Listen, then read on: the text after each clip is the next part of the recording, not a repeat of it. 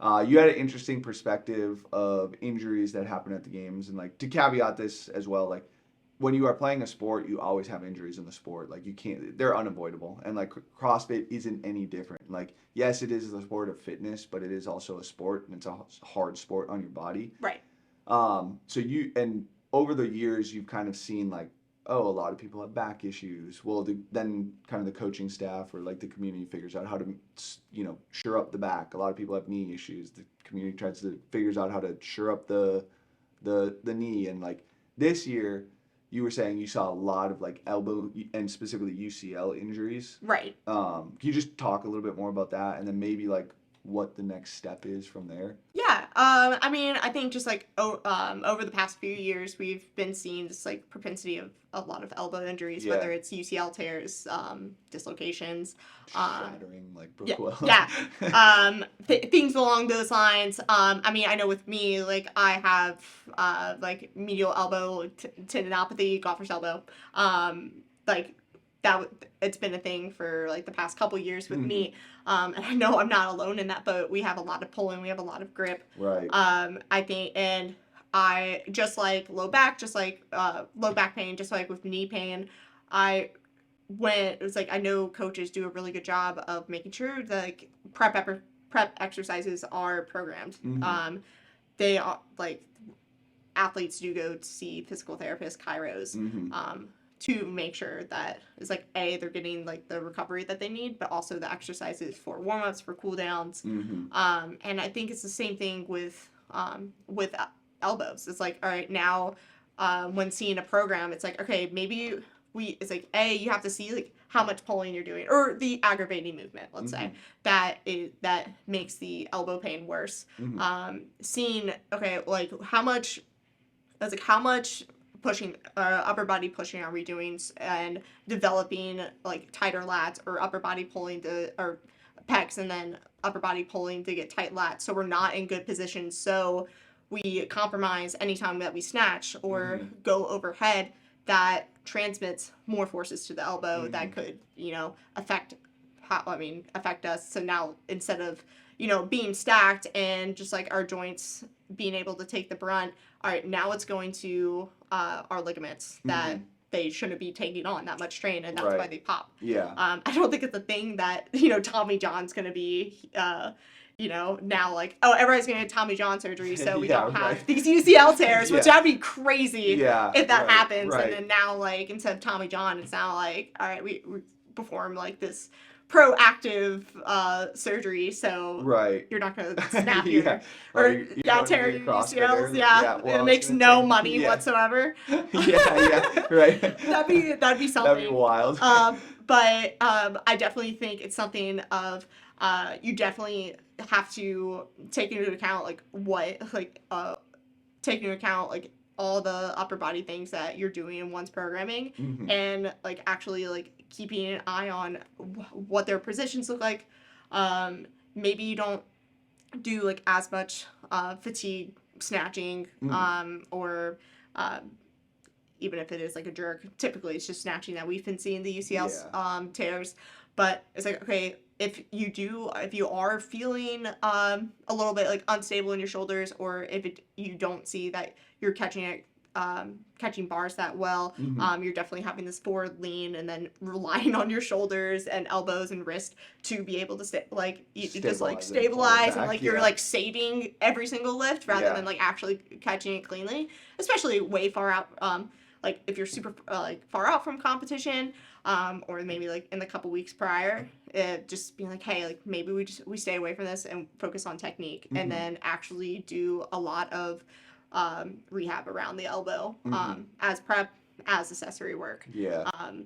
And even if someone doesn't have elbow pain, it's never a bad thing to just make sure that they can get stacked, and just working on those little things that, hey, it might be like just like a little bit of a movement flaw now, but down the road it could be major and end an injury. Right. So what, like, I guess diving into the details of that, what does like what movements look like addressing that problem? Does that kind of make sense? Yeah, I'm just saying like, oh, like you gave me someone's program and just like the specific warm-up or like Yeah, exercises that I would. exercises and like activation drills or like cool down. Does that kind of make sense? Yeah.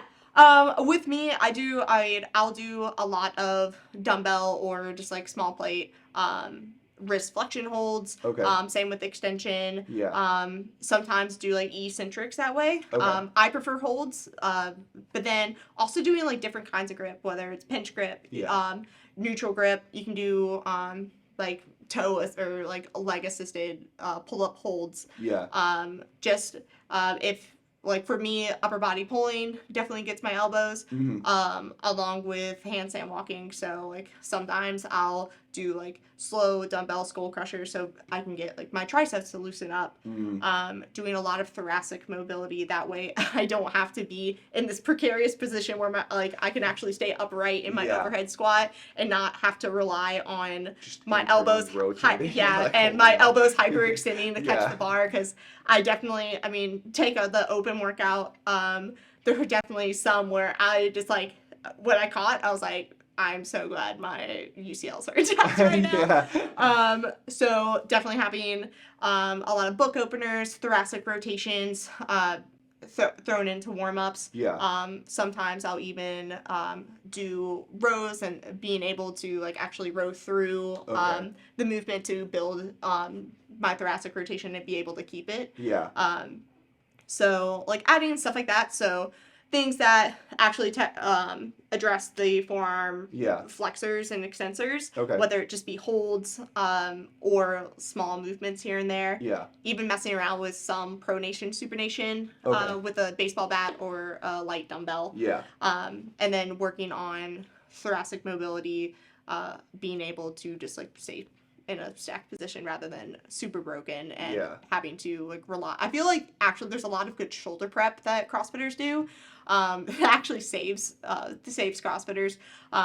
And we need to, instead of like only focusing on the shoulder, we need to like look up and down the chain. So Yeah. okay, we have our elbow prep and then we have our thoracic mobility prep. Yeah.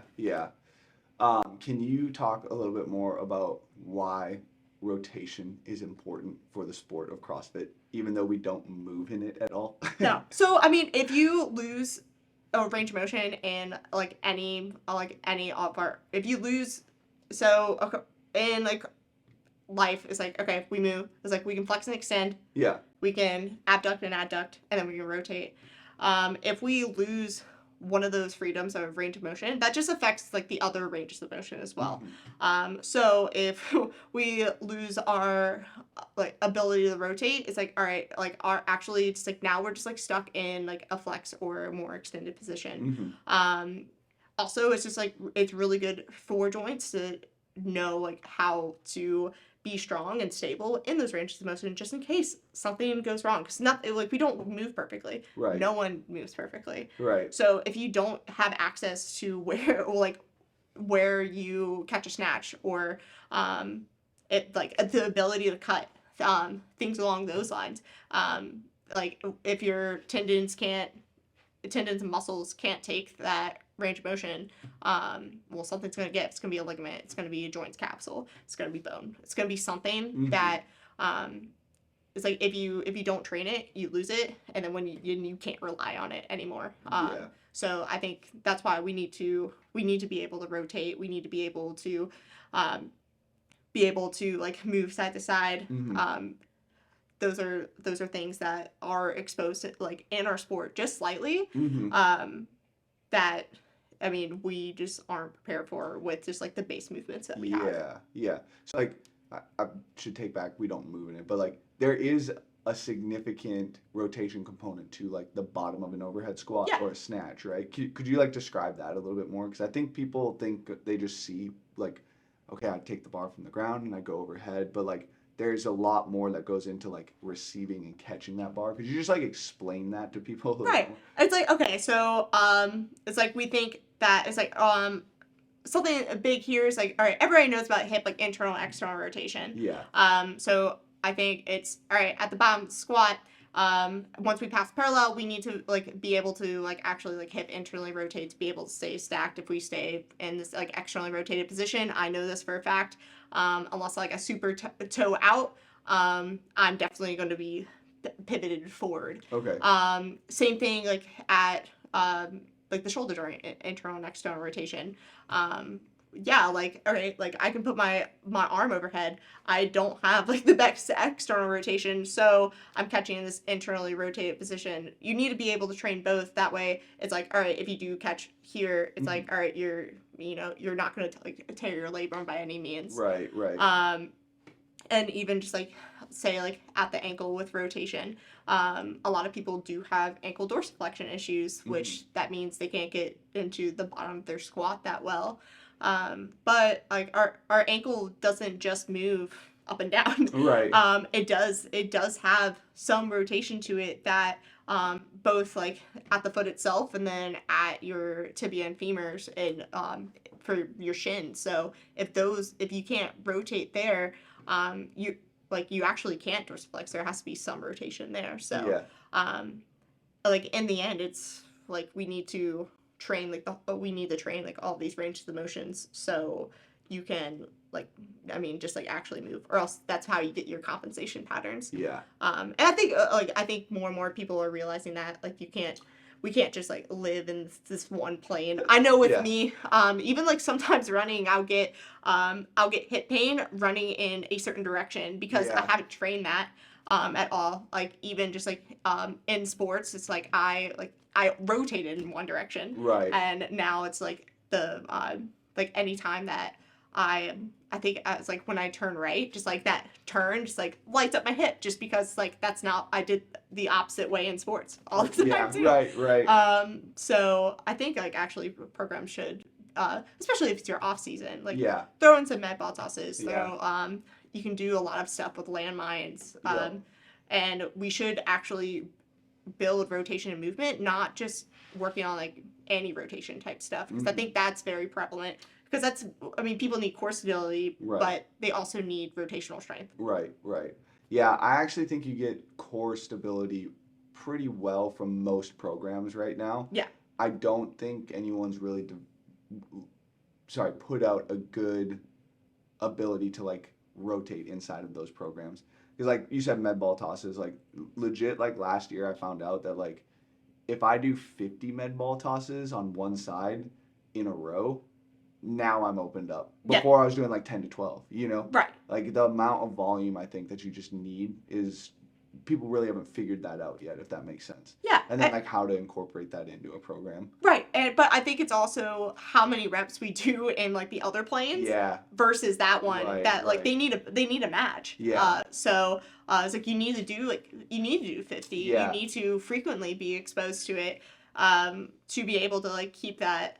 It's kind of like if you don't use it, you lose it sort of principle. Right. So you need to be frequent. You need to do a lot of reps. You need to do them frequently. Yeah. So that your body, because we do all the other stuff so much. That's the sport. Like that you're obviously going to do that in a workout and warm ups and in preps and all this stuff. Right. Where it's like, okay, no, and like accessory work, like you need to build like, it's like, okay, it's so repetitive and you're like, I'm doing so many of those, but in the grand scheme of things, it's just because it's so condensed in accessory work. Right. Yeah, for sure.